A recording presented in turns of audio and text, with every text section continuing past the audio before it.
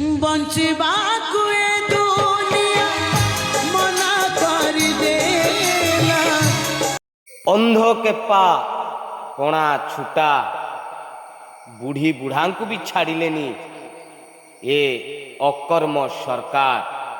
ଏ ସରକାରକୁ ବୋଧ ହୁଏ ସାରା ଓଡ଼ିଶା ଲୋକଙ୍କଠୁ ମାଡ଼ ଦରକାର। ନମସ୍କାର ଓଡ଼ିଶା। ଥାଉ ଥାଉ ଏଠି ମରିବାକୁ ହେଲା।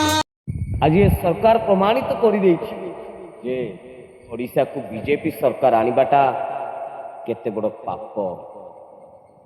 ଆଉ ସରକାର ସମସ୍ତଙ୍କୁ ସୂଚେଇ ଦେଉଛି ଯେ ଓଡ଼ିଶାରେ ବିଜେପି କେବଳ ସମସ୍ତଙ୍କୁ ଖୋଳ କରିବା ପାଇଁ ଆସିଛି, ନଚେତ୍ ଏ ବୁଢ଼ା ବୁଢ଼ୀଙ୍କର ଏ ବିକଳାଙ୍ଗ ମାନଙ୍କର ଭତ୍ତା ଟଙ୍କା ହଡ଼ପ କରିବା କ'ଣ ଆବଶ୍ୟକ ଥିଲା? ଓଡ଼ିଶା ସରକାର, ମୋହନ ମାଝୀ, ତମେ ବୁଝିନିଅ, ତମେ କେବଳ ସେଣ୍ଟ୍ରାଲକୁ ଦାୟୀ କରୁଛ। এই ଭତ୍ତା ବାଣ୍ଟନରେ ଯଦି ବି ତମେ ସେଣ୍ଟ୍ରାଲକୁ ଦାୟୀ କରୁଛ, ଆଉ ତ ଅନେକ ବିଷୟ ଅଛି। ସେ ବିଷୟକୁ କାହାକୁ ଦାୟୀ କରିବ? ରେ ମୂର୍ଖ ସରକାର।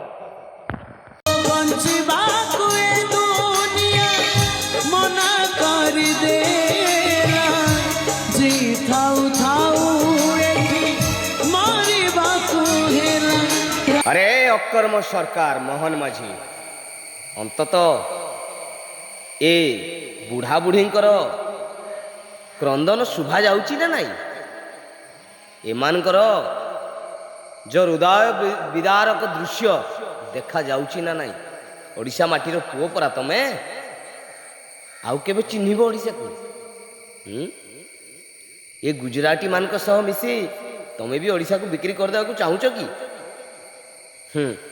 ଆରେ ଅନ୍ତତଃ ନିଜ ରାଜ୍ୟ ବିଷୟରେ ଭାବ, ନିଜ ମାଟି ବିଷୟରେ ଭାବ, ନିଜ ମା ବିଷୟରେ ଭାବ, ନିଜ ଜନ୍ମ ବିଷୟରେ ଭାବ, ଚିନ୍ତା କର।